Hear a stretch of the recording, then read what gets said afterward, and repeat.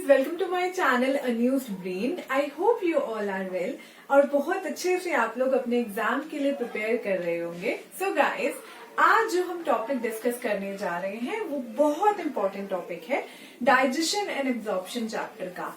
सो topic का नाम है it is the connection between liver, pancreas and duodenum. So liver, pancreas और duodenum का ये जो कनेक्शन है ये बहुत इंपॉर्टेंट है, इससे काफी क्वेश्चंस आ रखे हैं। ठीक है, जैसा कि मैं हमेशा कहती हूँ कि वीडियो के एंड तक बने रहना बहुत जरूरी है, क्योंकि लास्ट में मैं कुछ इंपॉर्टेंट पॉइंट्स आप लोगों को बताती हूँ, कुछ क्वेश्चंस मैं करवाती हूँ। तो इसके लिए अगर आप लोगों को वो जानने हैं तो एंड तक बने रहना काफी जरूरी है। सो चलिए सेशन को शुरू करते हैं। सबसे पहले इम्पोर्टेंट स्ट्रक्चर्स को मैं आपको बता देती हूँ। ठीक है, क्या क्या चीजें ये हैं। तो ये वाला ये जो स्ट्रक्चर है ये लिवर है। ठीक है, लिवर क्या है? लार्जेस्ट ग्लैंड है हमारी बॉडी की। याद रखिएगा, एक क्वेश्चन अभी मैंने आपको करा दिया कि लार्जेस्ट ग्लैंड है liver. Okay, so this is liver. ठीक है, लिवर के बाद ठीक है नीचे की तरफ, अब इसके इस लोब के नीचे की तरफ we have gall bladder. Gall bladder हो गया। नाउ ये वाला क्या स्ट्रक्चर है? ये हमारा स्टमक है। ठीक है, this structure is stomach. Stomach से कंटिन्यू होती हुई स्मॉल इंटेस्टाइन, और स्मॉल इंटेस्टाइन का पहला पार्ट क्या होता है? ये होता है डिओडेनम। ये रहा डिओडेनम हमारा। और ये एक और ग्लैंड जो कि डिओडेनम के लूप के अंदर, ठीक है, यहाँ पे सिचुएटेड है, लोकेटेड है। ठीक है, इस ग्लैंड को क्या कहते हैं? इस ग्लैंड को पेनक्रियाज कहते हैं। तो भाई ये जो आपको लोब्यूलर ग्लैंड दिखाई दे रही है, अभी फिलहाल लोब्यूलर नहीं दिखाई दे रही होगी। ठीक है, अगर आप वैसे कहीं भी इसका स्ट्रक्चर देखोगे तो ये आपको स्वीट कॉर्न जैसा, भुट्टे जैसा आपको दिखाई देगा। ओके, तो ऐसी ये ग्लैंड है, ये सेकंड लार्जेस्ट ग्लैंड है हमारी बॉडी की। तो फर्स्ट लार्जेस्ट कौन सी है और लार्जेस्ट कौन सी है? लिवर। सेकंड लार्जेस्ट कौन सी है? पेनक्रियाज। ठीक है, so here we have pancreas. अभी क्या क्या चीजें मैंने बता दी हैं, ये जो स्ट्रक्चर्स हैं वो मैंने आपको बता दिए। तो हम शुरू करेंगे इस लिवर वाले पोर्शन से। लिवर दो लोब्स में डिवाइडेड है, एक स्मॉलर लोब है, एक बिगर लोब है। ठीक है, लार्जर लोब है। जो स्मॉलर लोब है वो कौन सा लोब होता है? लेफ्ट लोब होता है। जैसे कि मैंने आपको बताया था कि जब भी हम लेबलिंग करेंगे बच्चों, तो हम ऐसे लेबल करेंगे। ठीक है, this one is left and this one is right. ठीक है, तो ये वाला जो है ये लिवर का लेफ्ट लोब है। Left lobe of liver. और ये जो लार्जर है this is the right lobe of liver. Okay, now in दोनों लोब्स को सेपरेट करती हुई एक लिगामेंट आप बीच में देख पा रहे होगे। ये लिगामेंट मैंने ऐसी बनाई है। तो इन दोनों के बीच में इनको सेपरेट करती हुई एक लिगामेंट होती है, इसको फेल्सीफॉर्म लिगामेंट कहते हैं। ठीक है, नाउ ये जो लिगामेंट है इसका नाम क्या है? इसका नाम है फेल्सीफॉर्म लिगामेंट। फेल्सीफॉर्म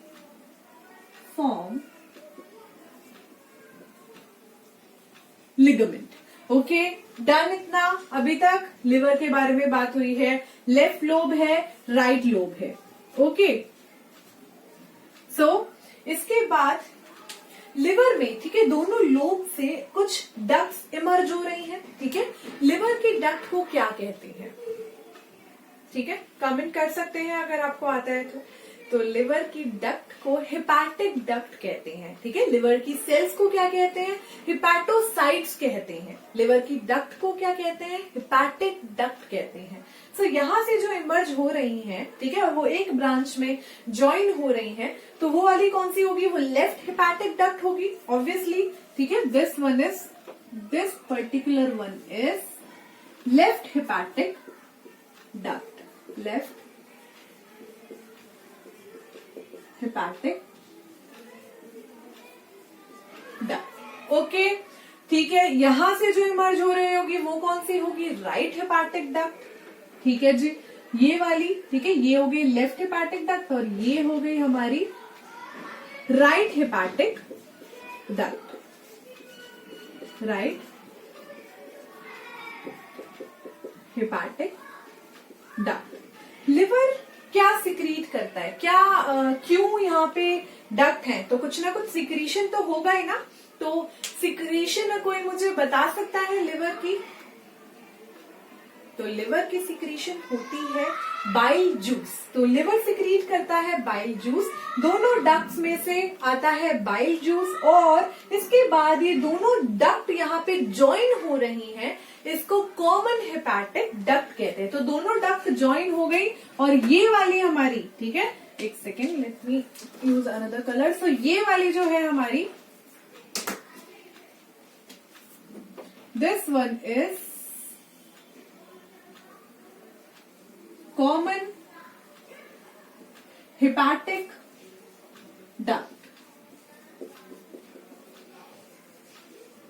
कॉमन हेपाटिक डक्ट, ठीक है, दोनों डक्ट मिलके कॉमन हेपाटिक डक्ट बन गई। ओके, नाउ इस वाले लोब के नीचे, राइट लोब के जस्ट नीचे प्रेजेंट होता है गॉल ब्लैडर।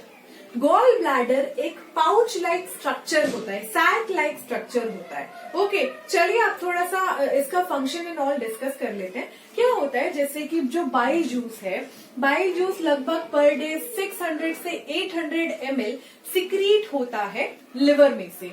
ये कैसा जूस है, इसका मीडियम कैसा है, एल्कलाइन मीडियम है। The pH is 8, it is greenish yellow in colour, हम इसको बाद में भी डिस्कस करेंगे बच्चों। नाउ ये जो जूस निकल रहा है बाइल जूस, ये गॉल ब्लैडर में जाके स्टोर हो जाता है, तो इसीलिए इस लोब के नीचे गॉल ब्लैडर प्रेजेंट है। यहां तक समझ आया कि बाइल जूस इसमें जाके स्टोर हो जाता है, और जब वो इसमें जाके स्टोर होता है तो उसका क्या रीजन है, उसका ये रीजन है कि गॉल ब्लैडर बाइल जूस की कॉम्पोजिशन को चेंज कर देता है, वो उसको कंसंट्रेटेड बना देता है, उसमें से सारा वाटर जो है वो निकाल देता है, एब्जॉर्ब कर लेता है, और वो बाइल जूस को क्या बना देता है, काफी कंसंट्रेटेड बना देता है। सो अगर आपको फंक्शन पूछा जाए, so it concentrate the bile juice, bile juice को क्या करता है, कंसंट्रेट करता है, और it change the composition of bile juice, आप ये भी लिख सकते हैं। ठीक है, तो गॉल ब्लैडर, अब आप देख रहे होंगे कि गॉल ब्लैडर में से भी एक डक्ट निकल रही है जो कि ज्वाइन कर रही है, ठीक है, इस कॉमन हेपाटिक डक्ट को। ठीक है, तो अब हम इस डक्ट का नाम लिखते हैं। तो गॉल ब्लैडर से जो डक्ट निकल रही है उसका नाम होता है सिस्टिक डक्ट। तो गॉल ब्लैडर से कौन सी डक्ट निकलती है, सिस्टिक डक्ट। अब इससे क्वेश्चन आता है, ठीक है, तो यहाँ पे आप देख सकते हैं क्या क्वेश्चन है कि गॉल ब्लैडर की डक्ट को क्या कहते हैं। ठीक है, जैसे कि मैंने आपको बताया था डक्ट से रिलेटेड काफी क्वेश्चंस आते हैं, तो ध्यान से इस सेशन को देखिए, रिवाइज भी आप कर सकते हैं। ओके, गॉल ब्लैडर की डक्ट को सिस्टिक डक्ट कहते हैं, सिस्टिक डक्ट। ठीक है, क्लियर हो गया। तो इन चारों में से गॉल ब्लैडर की डक्ट को सिस्टिक डक्ट कहा जाता है, ये करेक्ट आंसर है। Okay, so now gall bladder की डक्ट हो गई सिस्टिक डक्ट। एक सेकेंड रुकिए, थोड़ा सा इसको डिफ्रेंशिएट कर देती हूँ कलर से, ठीक है, ब्लू से कर देती हूँ इसको। तो ये रही हमारी सिस्टिक डक्ट। नाउ यहाँ पे कॉमन हेपाटिक डक्ट और सिस्टिक डक्ट ज्वाइन हो रही है इसके बाद। तो जहां कॉमन हेपाटिक डक्ट और सिस्टिक डक्ट ज्वाइन होती है, उसके बाद जो डक्ट का पार्ट है, उसके बाद जो डक्ट फॉर्म हुई है, उसको हम कहेंगे common bile duct. Okay, again important point. ठीक है, तो यहाँ पे क्या फॉर्म हुई है, यहाँ पे फॉर्म हुई है common bile duct.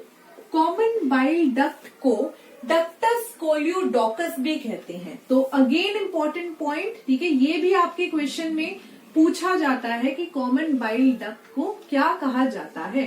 So it is also called ductus choledochus. ठीक है, इसको डक्टस कोलियोडोकस भी कहा जाता है, हमारी कॉमन बाइल डक्ट को।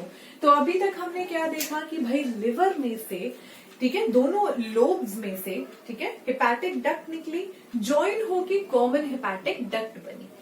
फिर गॉल ब्लैडर में से एक डक्ट आई, सिस्टिक डक्ट। सिस्टिक डक्ट और कॉमन हेपेटिक डक्ट ज्वाइन हुए और क्या बनाया, common bile duct, which is ductus choledochus. Clear हुआ आप लोगों को इतना? आगे बढ़े। अब हम पेनक्रियाज की बात करते हैं, हमारी सेकंड लार्जेस्ट ग्लैंड। पेनक्रियाज जो है, ठीक है, ये कौन से कहाँ लोकेटेड है, इसको हम अलग भी डिस्कस करेंगे। लिवर को भी मैं अलग डिस्कस करवाऊंगी, ठीक है, अलग इसका सेशन होगा प्रॉपर। इसके अंदर जो जो चीजें हैं, जो जो सेल्स हैं, ठीक है, जो इसका कैप्सूल है, सब हम डिस्कस करेंगे। ओके, अभी आप टेंशन मत लीजिए। ये है पेनक्रियाज। ओके, पेनक्रियाज की भी डक्ट होती है। कहाँ लोकेटेड है ये, डिओडेनम, ठीक है, डिओडेनम एक लूप फॉर्म कर रहा है और उस लूप में हमारी ये लीफ लाइक पेनक्रियाज है। क्लियर है इतना? चलिए, पेनक्रियाज की this portion is called tail, ठीक है, ये बॉडी पोर्शन हो गया। तो ऐसे ये भी मैं आपको सब बताऊंगी। अभी हम यहाँ कनेक्शन डिस्कस करें तो मेनली हम डक्ट्स की बात करेंगे। चलो, अब पेनक्रियाज की डक्ट देखें। जो पेनक्रियाज की डक्ट है, मेन पेनक्रियाटिक डक्ट, सबसे पहले वो मैं बताऊंगी। This one is main pancreatic duct. तो भाई ये क्या है, ये है main pancreatic duct. Main pancreatic duct का एक और नाम है, it is also called duct of Wilson. ये याद रखना है, ये भी आएगा बच्चों, ठीक है, ये भी आ सकता है और पूछा गया है ये, ठीक है। It is called duct of Wilson, ठीक है, मेन पेनक्रियाटिक डक्ट। नाउ यहाँ पे आपको एक और डक्ट दिखाई दे रही होगी जो कि डिओडेनम में खुल रही है, ठीक है, एक और डक्ट दिखाई दे रही है जो कि डिओडेनम में खुल रही है। ये एसेसरी पेनक्रियाटिक डक्ट होती है। तो दो डक्ट है पेनक्रियाज में, मेन पेनक्रियाटिक डक्ट और एसेसरी पेनक्रियाटिक डक्ट। तो यहाँ पे इसको भी, ठीक है, इसको भी लेबल कर देते हैं पहले, ठीक है, this is accessory pancreatic duct.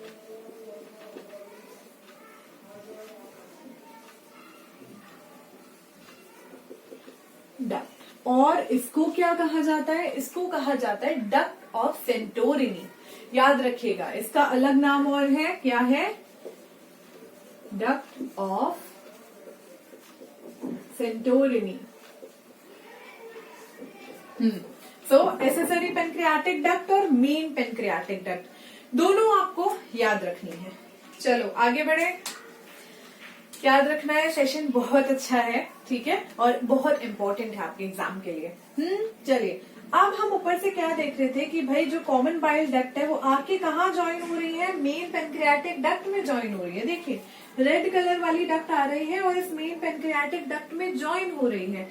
जहां ये, ठीक है, खुल रही है, ठीक है, जहां पे ये खुल रही है वहां पे एक स्फिंक्टर लगा होता है, ठीक है। चलो, स्फिंक्टर्स की बात हम बाद में करेंगे, पहले हम ज्वाइन होने के बाद जो डक्ट बनी है उसका नाम लिखते हैं। तो यहाँ पे कॉमन बाइल डक्ट और मेन पेनक्रियाटिक डक्ट ज्वाइन होती हैं। ज्वाइन होने के बाद वो एक डक्ट बनाएंगी, राइट, एक कॉमन डक्ट बनाएंगी, उसको कहेंगे हिपैटो पेनक्रियाटिक डक्ट। हिपैटो मतलब लिवर से, पेनक्रियाटिक मतलब पेनक्रियाज से, ठीक है, एंड डक्ट तो हिपैटो पेनक्रियाटिक डक्ट, ठीक है। स्फिंक्टर की बात जस्ट अभी करने वाले हैं।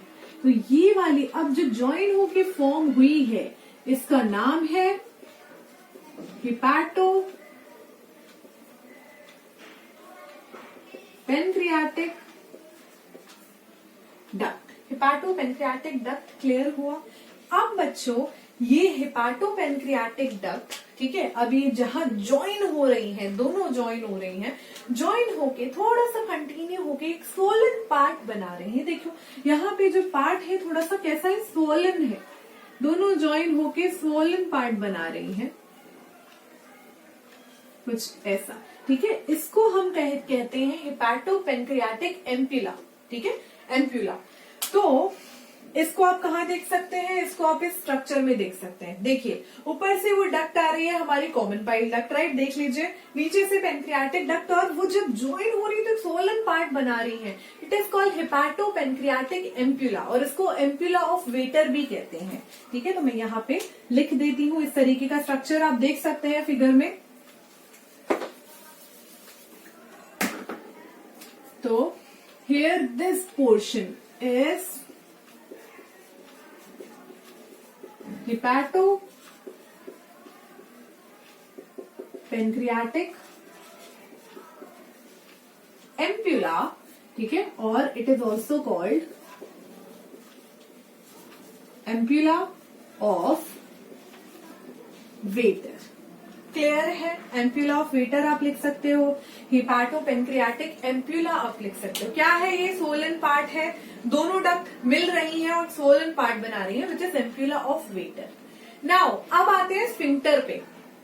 स्फिंक्टर मैंने यहाँ पे नहीं बनाए हैं, ठीक है, वो डायग्राम आपको, ठीक है, मैं अलग से दिखा दूंगी।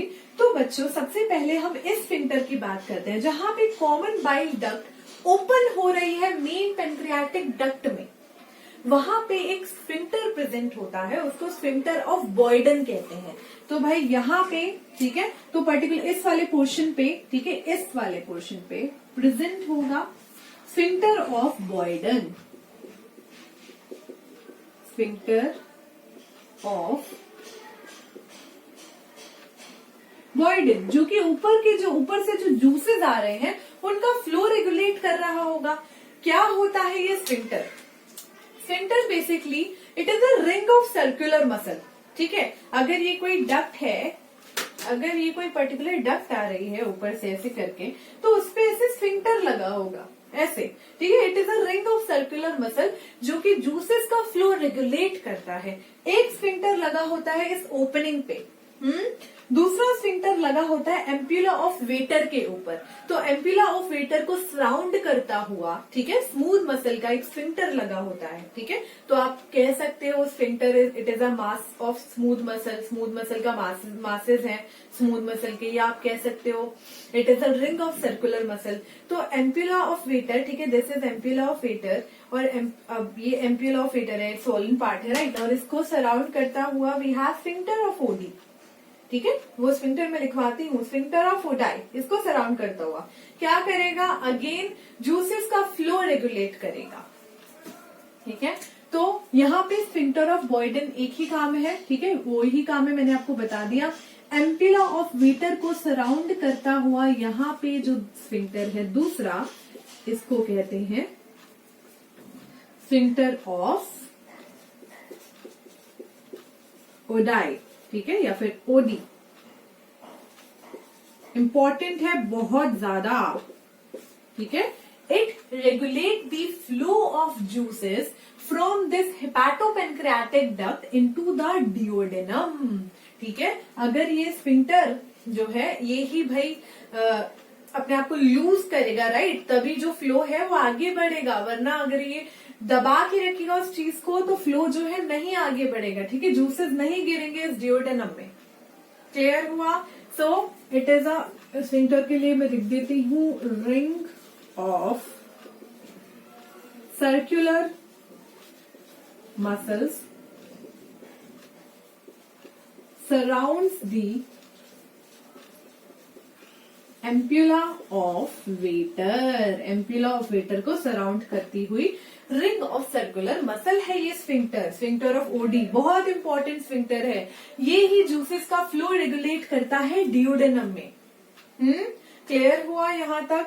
तो इस चीज का, स्फिंक्टर का भी आपको डायग्राम में आपको दिखा देती हूँ, आप ये देख लीजिए। तो जहां दोनों स्फिंक्टर है आप देख सकते हैं ना, जहां दोनों स्फिंक्टर है वहां कैसे नॉट सी बंधी हुई, धागे से बंधे हुए, बिल्कुल, है ना। तो ऐसे प्रेजेंट होते हैं स्फिंक्टर। एक स्फिंक्टर ऑफ बॉयडन है, वहां भी एक स्फिंक्टर लगा हुआ है, एक एम्प्यूला ऑफ वेटर के ऊपर भी एक स्फिंक्टर लगा हुआ है, आप देख लीजिए इस पिक्चर में। ओके, यहाँ क्लियर हुआ? आगे बढ़े नाउ। इसके बाद अभी तक हमने क्या क्या देखा? अभी तक मैंने आपको 2 पिक्चर्स दिखाई जो कि इम्पोर्टेंट थी। इसके बाद जो तीसरा डायग्राम है वो है हमारी एनसीईआरटी का।